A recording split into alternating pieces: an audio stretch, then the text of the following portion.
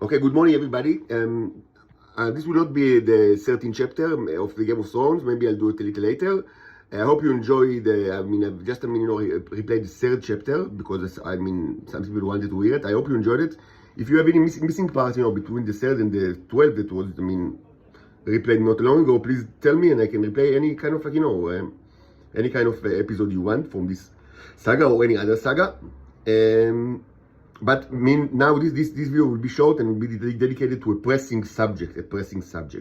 So while I was replaying, like this part of the third chapter of the Game of Thrones saga, it's the one that it's like a theory, like the foundations of of the deep space, like deep state.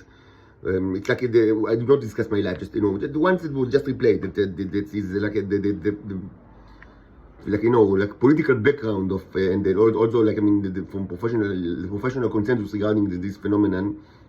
So part of it is that I just mentioned Olga, the wife of my brother, and as soon as that was replayed, my dear roommate, which is the one that causing me the most torture, in this room right here, his name is Lasha, and he's an expert in the Lashon.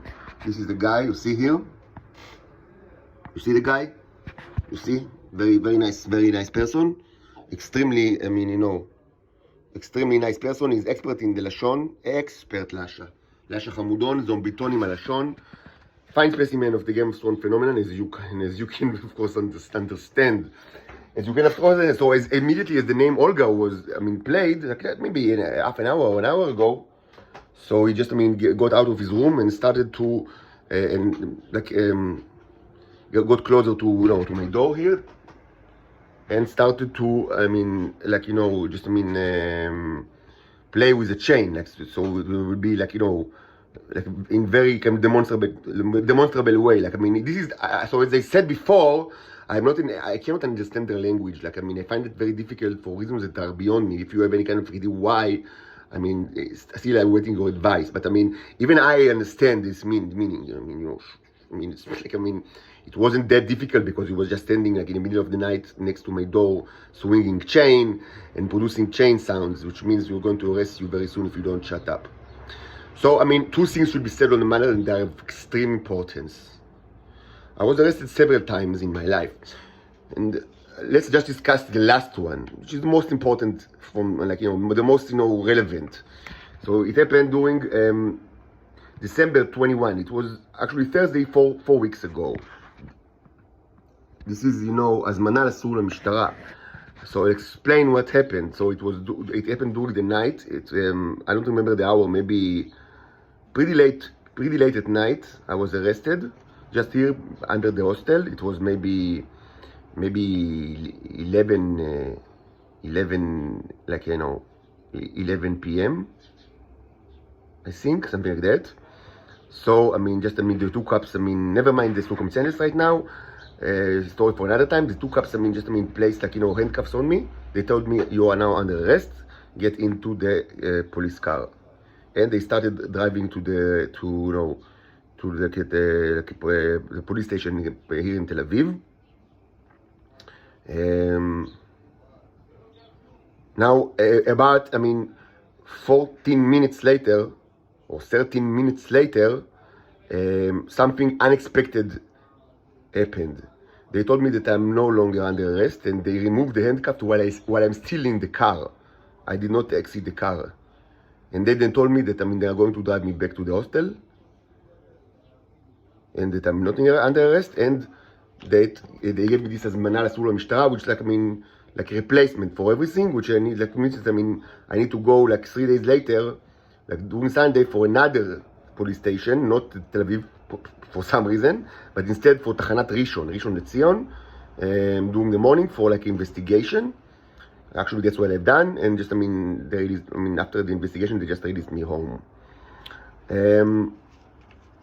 So these things never happen.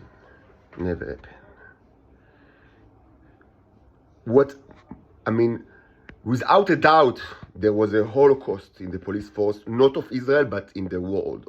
Because the Cherubs never punish only in Israel. it doesn't happen, these things. It's out of there, you know. It's something that they never do. They never do these things. They never do these things.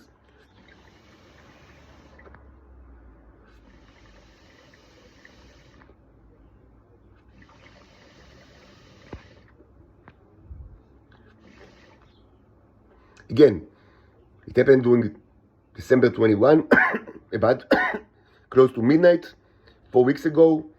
The police took me under arrest right here under this hostel, 10 ישראל גורי סטריט, תל אביב, ההוסטל של אנדרי. So they took me to policemen and policewomen, told me I'm under arrest 4 weeks ago.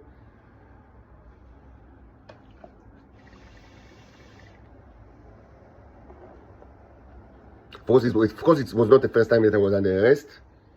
And so I was handcuffed, and they put me in the car, you know, like in the police car. And then something unexpected happened, and then they started to drive to the police station in Tel Aviv here.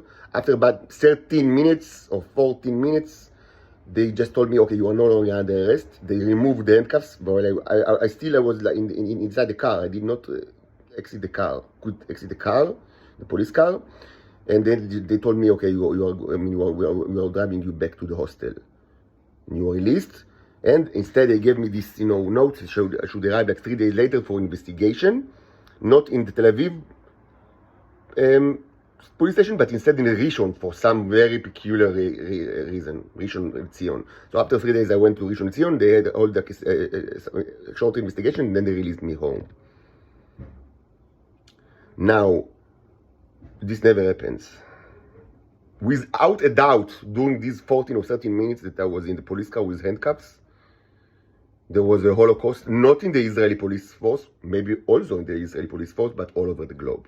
How do I know that? Because the Keros, my species, they never punish only Israel. It's not their way. Their way is always the global punishment, always. So without a doubt, many of you listening to me all around the world, you know what I'm talking about, probably much better than I am. Probably much better than I am, but maybe you don't know the reason. So that was the reason. December 21, the arrest meet was like maybe 11 p.m., close to midnight, and then like 13 or 14 minutes later, they just removed the handcuffs and drove me back here to this hostel, ההוסטל של אנדרי, 10 ישראל גורי סטריט. And I'm sure that many of my listeners know very well what happened, much better than I am. I can only assume that it was a global thing, and of course related to the police, because מידה כנגד מידה, as they say. So first, I think it's important for you to know. If you didn't know, so now you know, as they say. But there is another thing that you should know very well.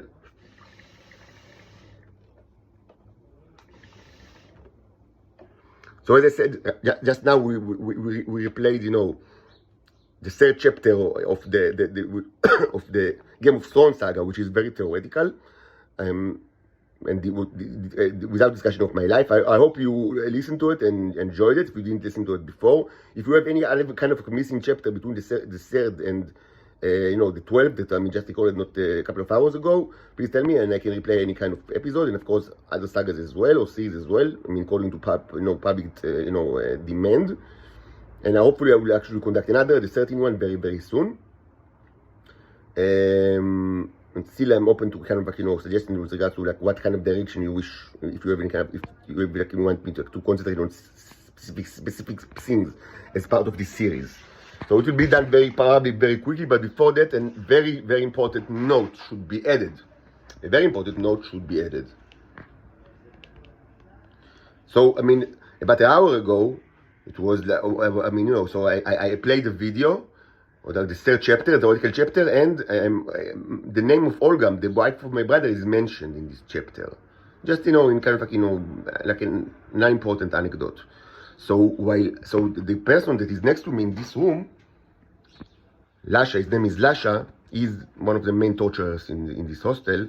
He immediately, burst out of his room, and just stood here, next to my door, the middle of the night, and started to swing a chain, like to produce very noticeable chain sounds. Now, as I said before, I'm having a historical problem with, understanding the symbolic language of the scumbags of the Shabak. And I don't even know why it's so difficult to me. And if you have any suggestion, like why it's such a problem to me, presumably I study at the same time I study the Nero language, which is the main communication with aliens that were created before the phenomenon of light existed in this universe. But I mean, it's easier than actually understand their language. But even I mean, as ignorant as I am, I think that even for me, it was pretty obvious, like, the specific, part of their language. Like, what does it mean when someone swings the chain, produce chain sounds in the middle of the night next to your room in a very kind of threatening position? Of course, it means, we don't like to speak at all, and certainly not about these things like, specific people. We are going to put you under arrest. Now, we should, first of all, this is the person. Lasha. Nominally is something like 30 years old. I don't know what it's at the age. I have no, as with every other person, I don't speak with them at all. They are all, puppets, like dogs. Dog puppets. Dog puppets. Now it should be said that two things should be said right now. The Israelis might do it. They might actually arrest me. They know what's going to happen. But they might do it anyway, because that's the people they are. They might do it anyway. This time it's not going to take 13 or 14 minutes. It will be seconds, and there will be no police officers in this earth. No police officers in this planet. Not even one. Not police officer, not policewoman, no policemen. All over the globe. All races, all colors, all genders. It's going to happen in less than a minute. Maybe seconds.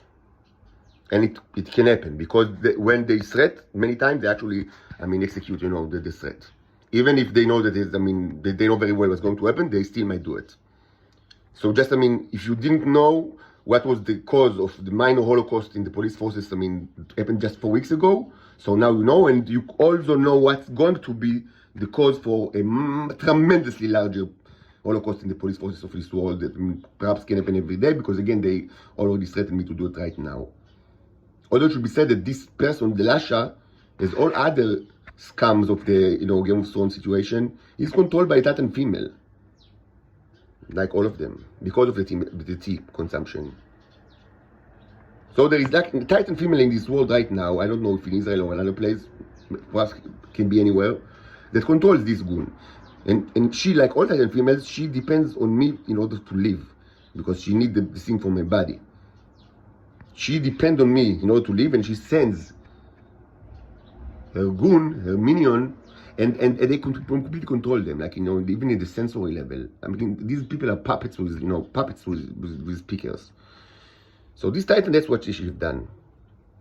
Now I go according to, I try to, imitate, the people that send me the cherubs, which means that I'm not going to even try to search for who is this particular Titan. It's none of my business. This is not the way of the cherubs. This is not the way of the cherubs. I just tell you that, next time this person threatens my life like Naya, or, person threatens me with arrest, which is a huge threat to me, there will be a divorce. I'm going to divorce all, symbolic divorce of all the Titan females of this earth. It's going to take a minute, and then I will be a bachelor again. All of them. I'm not going to search for the specific one. All of them. All over the world. Global divorce. Presumably, it still doesn't mean, it's not necessarily negative from their perspective, because they can still go to Venus using the gates. There are many gates. We haven't spoken about the gates in a while. Maybe I'll do it if it's a popular demand. We can speak about the gates. But there are gates in Earth, and there are actually many that you don't know of. Actually, then I can actually give you advice like what to search for. Because some were closed, recently, but they are actually still open ones, so I can give you some clues, so you can start archaeological digging. There is one in California, and I'm almost certain the Americans don't know about it. But maybe let's discuss it in another video. Anyway, the door is open for you to, dig California, and I can give you, not all of it. It's going to be easy. I can give you very good clues. So just, go there, dig the thing, get to Venus, and find another husband, or symbolic husband. Maybe it will be good for you, but no more of the tea for me. No more. All over the globe. I'm not going to search for the specific boss of this goon that threatened my life. So this is the no. Just so you know, next time he threatens my life with arrest or any kind of threat, it's a global divorce. No motive for any Titanians. Maybe it's a good thing. I don't know.